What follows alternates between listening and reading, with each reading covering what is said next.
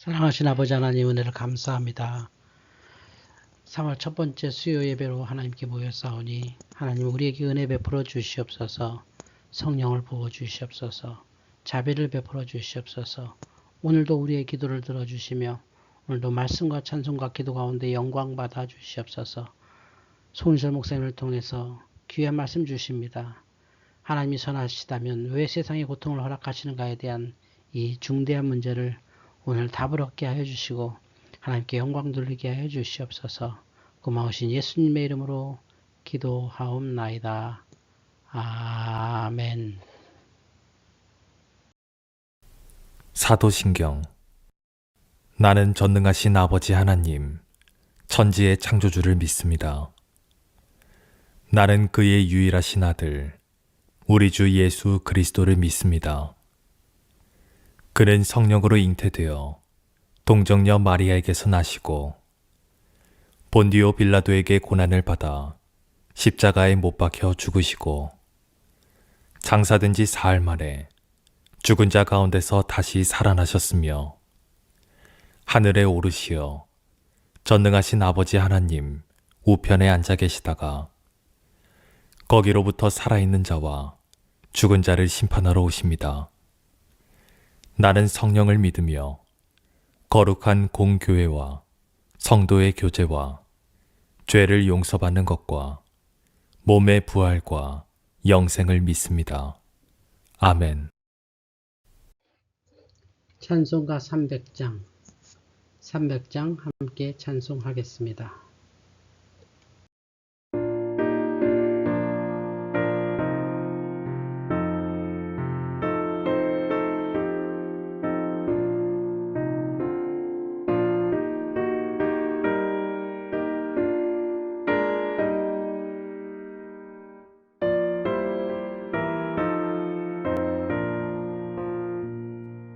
내 맘이 낙심되며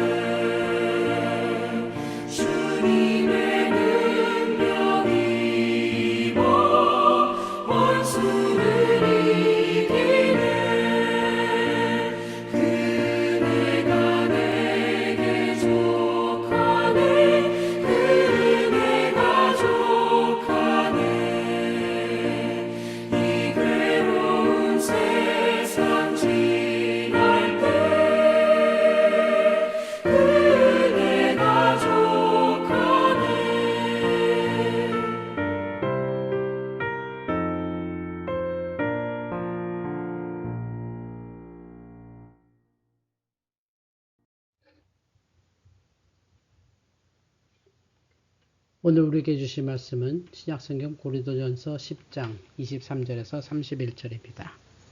고린도전서 10장 23절에서 31절입니다. 모든 것이 가하나 모든 것이 유익한 것은 아니요 모든 것이 가하나 모든 것이 덕을 세우는 것은 아니니 누구든지 자기의 유익을 구하지 말고 남의 유익을 구하라. 무릇 시장에서 파는 것은 양심을 위하여 묻지 말고 먹으라. 이는 땅과 거기 충만한 것이 주의 것임이라. 불신자 중 누가 너희를 청할 때에 너희가 가고자 하거든 너희 앞에 차려놓은 것은 무엇이든지 양심을 위하여 묻지 말고 먹으라.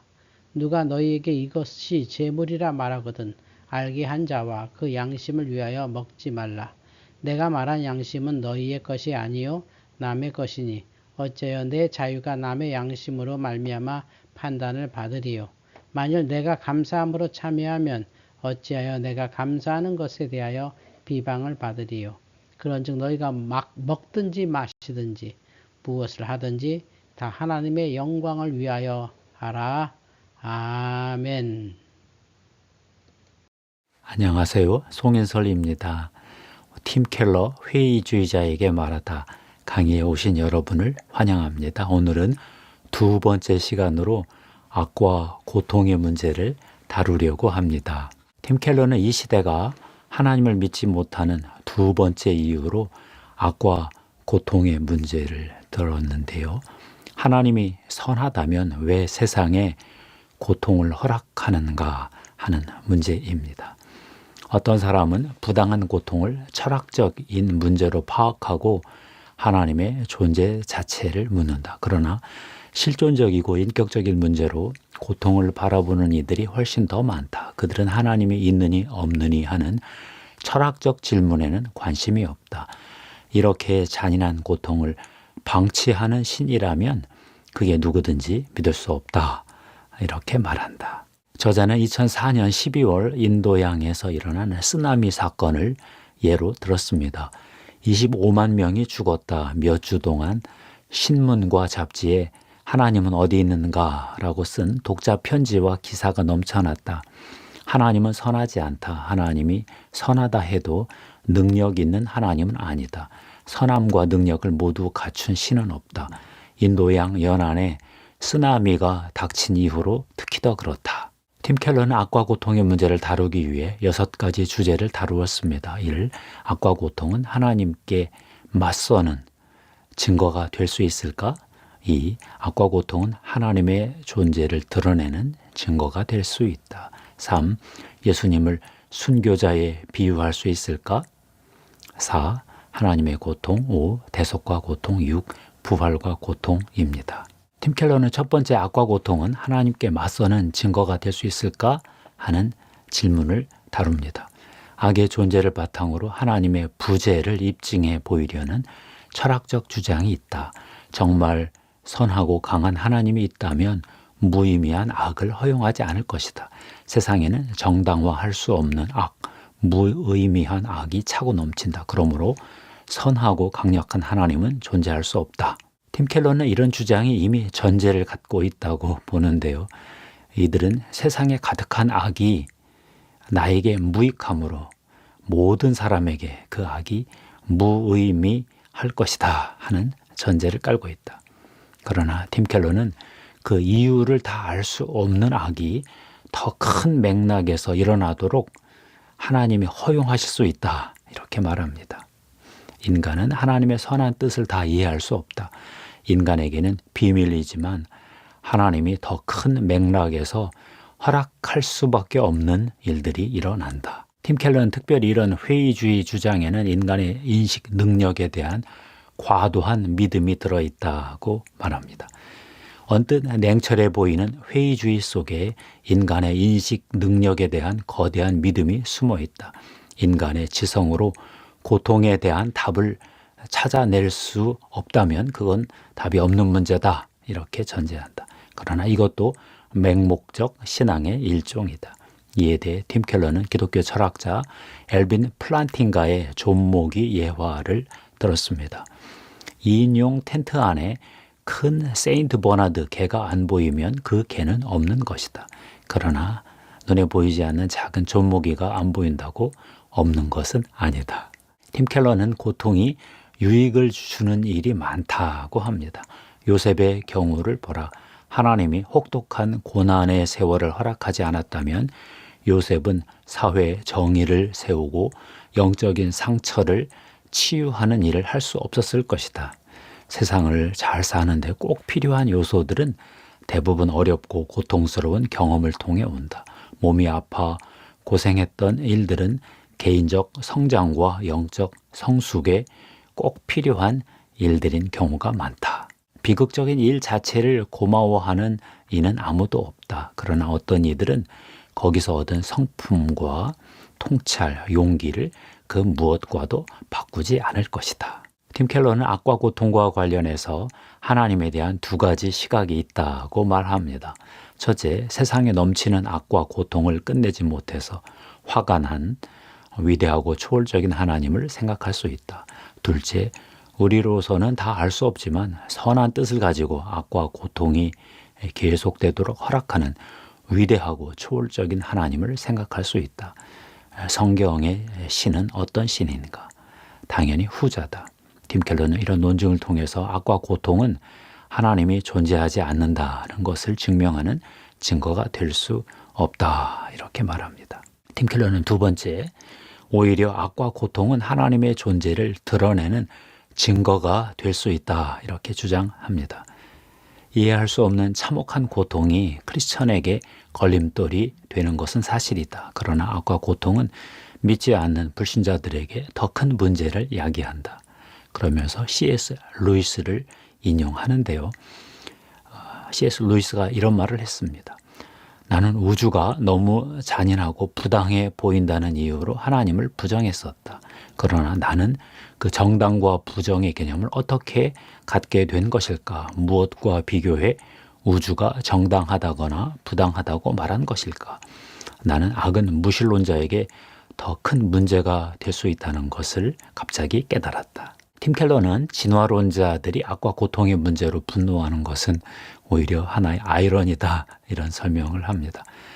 진화론을 믿는 사람들도 인간은 고통을 당하거나 소외되거나 굶어 죽거나 억압당하지 않아야 한다고 믿는다. 하지만 자연 도태를 믿는 진화론에 의하면 죽음, 파멸, 약자에 대한 강자의 폭력은 자연스러운 현상이다. 무신론자들은 무엇을 근거로 자연계가 몹시 그릇되고 불공정하며 부당하다고 판단하는 것일까? 신을 믿지 않는다면 자연계의 부당한 폭력성에 그렇게 분노할 합리적 근거가 있는 것일까? 팀 켈러는 기독교 철학자 엘빈 플란팅가의 말을 인용합니다. 무신론적 진화론에서는 참다운 도덕적 의무가 존재할 여지가 없다. 진정한 악에 대해 말할 길이 없다. 정말 무시무시한 악이 존재한다고 생각한다면 오히려 하나님의 실제를 강력하게 주장하는 셈이다. 비극적인 사건이나 고통, 불의 같은 일들을 신자에게도 불신자에게도 다 문제가 된다. 하나님에 대한 믿음을 버려도 악의 문제를 다루기가 어려운 것은 마찬가지다. 팀 켈러는 물론 악과 고통의 문제를 설명할 수 없다는 것을 인정합니다. 이해할 수 없는 고난을 받고 이유를 모르는 고통을 당하는 교인들이 많다. 성경도 고통의 이유를 다 알려주지 않는다. 그러나 팀 켈러는 감사하게도 성경이 고통에 맞설 수 있는 능력을 제공한다. 이렇게 주장합니다. 그는 특별히 성육신 교리, 십자가 교리, 부활 교리, 종말의 교리가 고통을 이길 수 있는 능력을 충분히 제공한다. 이렇게 말하는데요. 먼저 성육신 교리부터 설명합니다. 기독교의 하나님은 일부러 인간의 고통을 뒤집어 쓰기 위해 세상에 왔다. 하나님은 예수 그리스도를 통해 지극히 크고 깊은 고통을 체험하셨다. 성경은 고통스러운 경험 하나하나의 속뜻을 알려주진 않지만 하나님이 인간의 고통과 함께 하신다고 말한다. 아픔과 절망에 당하지 않고 희망과 용기를 품고 고통에 맞설 수 있는 자원을 제공한다. 팀 켈러는 이어서 예수 그리스도의 십자가 사건을 설명하며 기이한 질문을 던집니다. 예수님을 순교자에 비유할 수 있을까? 마카비서의 유대인 순교자들은 죽을 때 영웅적 모습을 보여주었다. 그들은 팔다리가 잘려나가면서도 담대하게 하나님을 선포했다. 그러나 예수님은 코앞에 닥친 비참한 운명에 심하게 흔들렸다. 마가복음 14장 33절 34절은 이렇게 말한다. 심히 놀라시며 슬퍼하사 말씀하시되 내 마음이 심히 고민하여 죽게 되었으니 너희는 여기 머물러 깨어 있으라. 누가는 죽음을 앞둔 예수가 깊은 고뇌에 빠지면서 쇼크 상태에 빠졌다 이렇게 묘사했습니다.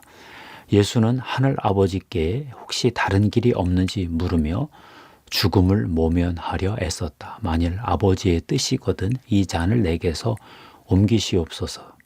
십자가에 달리신 뒤에도 예수는 마카비의 순교자들처럼 지켜보는 이들을 향해 하나님을 신실하게 쫓으라고 당당하게 부르짖지 않았다. 도리어 어찌하여 나를 버리시나이까 하며 울부짖었다. 팀 켈러는 심지어 예수님을 따르는 제자들보다도 더 초라한 모습으로 죽었다 이렇게 말합니다.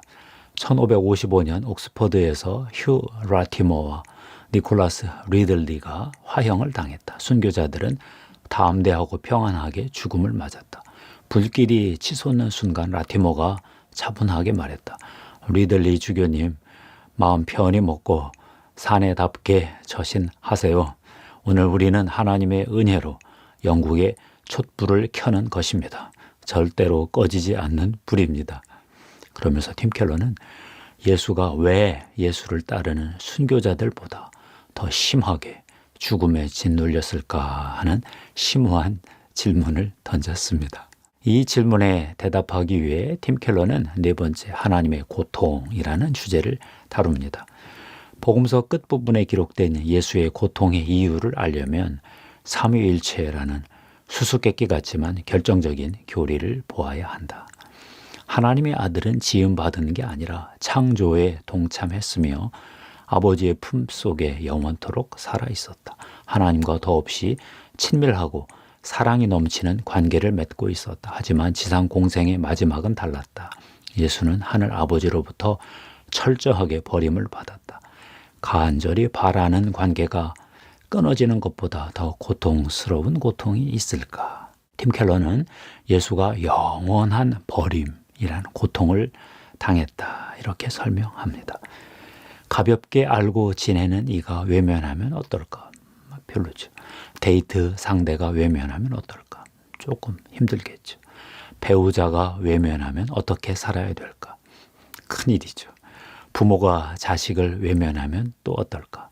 생존이 안 되겠죠.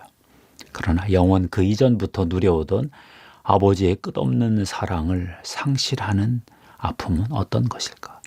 예수의 상실의 고통을 인간이 가늠할 수 있을까? 예수는 아무리 긴 세월이 흘러도 사라지지 않는, 치유되지 않는 고통을 맛보셨을 것이다. 성경은 인류가 영원히 받을 하나님의 진노를 예수 그리스도가 대신 받으셨다고 말한다. 겟세마네 동산에서부터 예수는 쇼크 상태에 빠졌다. 하늘나라가 아니라 지옥이 그의 눈앞에 펼쳐졌다. 십자가에서 예수의 울부짖음, 나의 하나님, 나의 하나님, 어찌하여 나를 버리시나이까?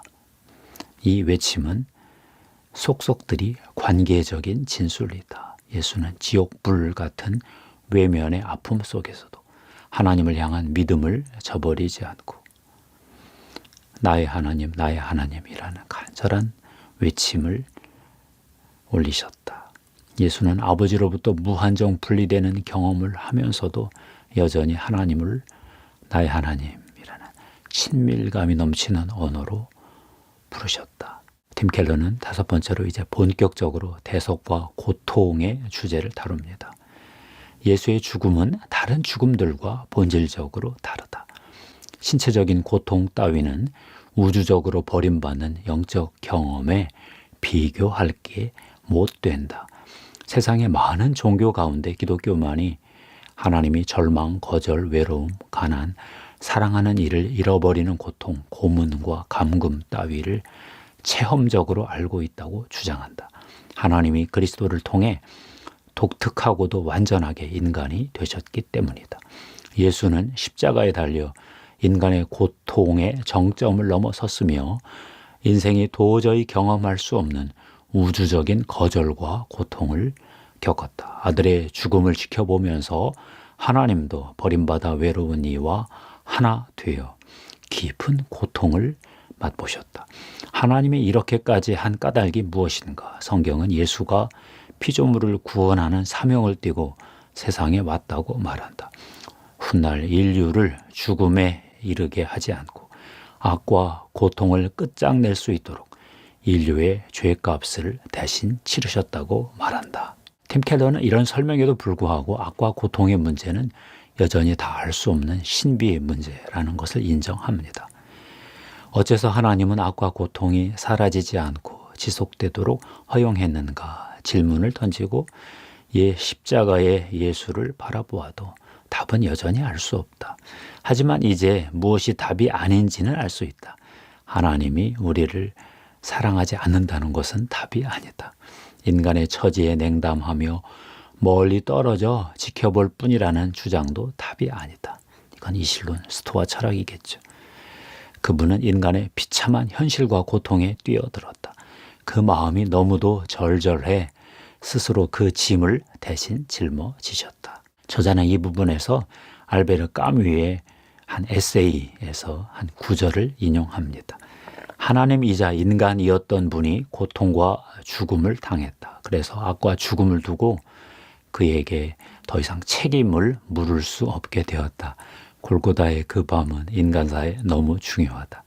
신성을 가진 이가 그 어둠 속에서 모든 특권을 포기하고 절망과 고통의 죽음을 끝까지 견디고 살아내셨다. 고뇌에 찬 그리스도의 외침 라마 사박다니 어찌하여 나를 버리시나이까 라는 외침과 끔찍한 회의는 그렇게 설명될 수밖에 없다. 팀 켈러도 이렇게 말합니다. 예수는 곧 하나님이며 스스로 십자가를 졌다는 성경의 가르침을 받아들인다면 우리는 사는 날 동안 당하는 삶의 참혹한 현실에서 맞설 위로와 힘을 얻을 수 있다. 하나님은 가장 고통스러운 순간에도 참으로 우리와 함께 하시기 때문이다. 팀 켈러는 6째 부활과 고통의 문제를 다룹니다. 성경은 고통을 겪는 이에게 십자가의 가르침뿐만 아니라 부활의 사실도 제공한다. 성경이 가르치는 미래는 실체가 없는 낙원이 아니라 새 하늘과 새 땅이다. 요한계시록 21장을 보면 인간이 세상을 벗어나 하늘나라에 들어가는 것이 아니라 하늘나라가 이 물질 세계로 내려와 깨끗하고 새롭고 완전하게 만든다고 하신다. 고난이 헛된 고난이 아니라 종말에 더 영광스럽게 된다. 성경은 부활의 교리를 말한다. 단 한 번도 누려보지 못한 삶에 대한 위로 정도가 아니다. 우리가 늘 원하던 삶이 회복된다고 하신다. 여태 일어난 끔찍한 일들이 되돌려지고 바로 잡힐 뿐만 아니라 궁극적인 영광과 기쁨의 세계가 이루어진다 하신다. 마태복음 19장 28절에서 예수 그리스도는 다시 와서 세상을 새롭게 하시겠다고 선포하셨다. 내가 진실로 너희에게 이르노니 세상이 새롭게 되어 인자가 자기 영광의 보좌에 앉을 때가 온다고 말씀하셨다. 예수는 물질 세계와 우주의 부패와 손상을 단번에 털어버리는 권세를 가지고 돌아올 것이라고 주장하셨다. 모든 상처는 치유될 것이며 막연하게 기대하던 일들이 모두 현실이 될 것이라고 말씀하셨다. 팀 켈러는 부활의 교리가 고난받는 이들에게 가장 강력한 소망을 불어넣는다고 말하면서 C.S. 루이스의 또 말을 인용합니다. 잠깐 있다가 사라지는 고통을 두고 흔히들 나중에 큰 복을 받으면 뭐해 지금 이렇게 힘든데 라고 말한다. 그러나 이것은 천국을 모르고 하는 소리다. 일단 천국을 품으면 그게 뒤에서 작용해서 소급작용되어 괴로움을 영광으로 바꾼다. 천국과 지옥의 이혼에 나온 얘기지요. 종말에 고통을 받은 만큼 더 영광스럽게 변한다. 많이 고난받은 이들이 더 큰 영광을 경험한다. 이런 뜻이죠. 그래서 순교자들이 가장 영광스럽다. 그렇게 말하는 것이겠지요. 팀 켈러는 기독교의 종말 교리가 세속주의와 동양 종교와 참 다르다. 이렇게 설명하는데요. 세속주의 세계관은 미래를 죽음과 역사 이후에 다가올 회복으로 보지 않는다. 죽으면 다 끝이다. 그렇게 말한다.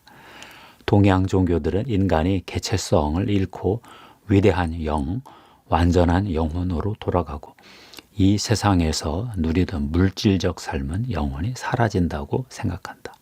천국을 믿는 종교인들도 보상이나 소원 성취 정도로 여긴다.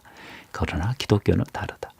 성경에서 종말의 미래는 인간이 더 이상 바랄 것이 없는 최고의 영광이 실현되는 것이다. 이렇게 말한다. 물질계의 완전 회복을 말한다. 인간이 받은 모든 고통이 영광스럽게 회복되는 세계를 말한다. 요약하면 하나님을 반박하는 것처럼 보이는 악과 고통의 문제가 오히려 하나님의 존재를 증거해주고 기독교의 성육신, 십자가, 부활, 종말의 교리가 악과 고통을 이길 수 있는 충분한 능력을 제공한다. 이것이 팀 켈러 목사의 논지입니다. 감사합니다. 하나님께 영광 돌립니다.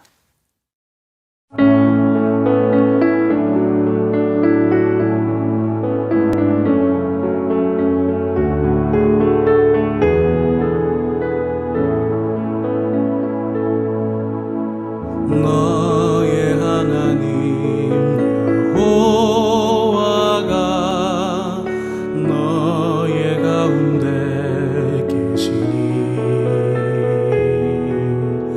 그는 구원을 베푸실 전능자시라.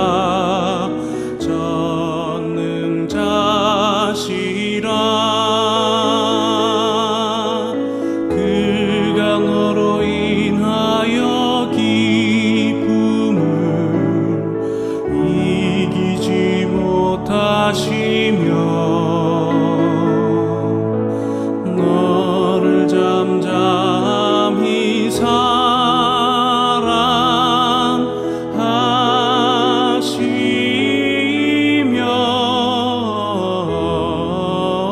즐거이 부르며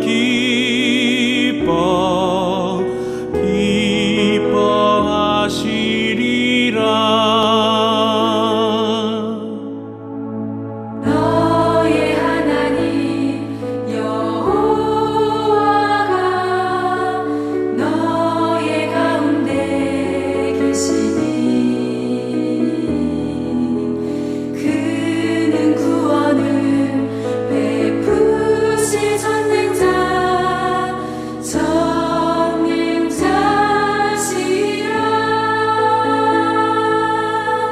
그가 너로 인하여 기쁨을 이기지 못하시며 너를 잠잠히 사랑하시며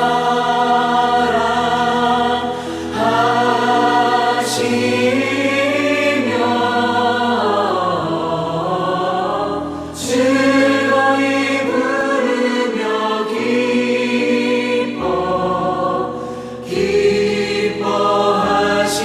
기뻐하시리라. 그가 너로 인하여 기쁨을 이기지 못하시며 너를 잠잠히 사랑하시며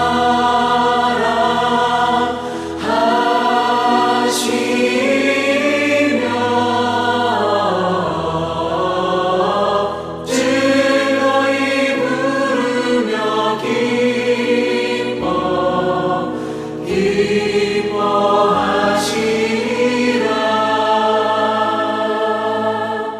즐거이 부르며 기뻐하시리라.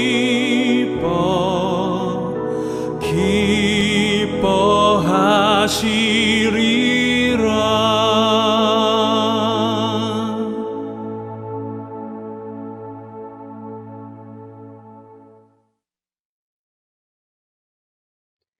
이제 주기도문으로 수요 예배 마치겠습니다.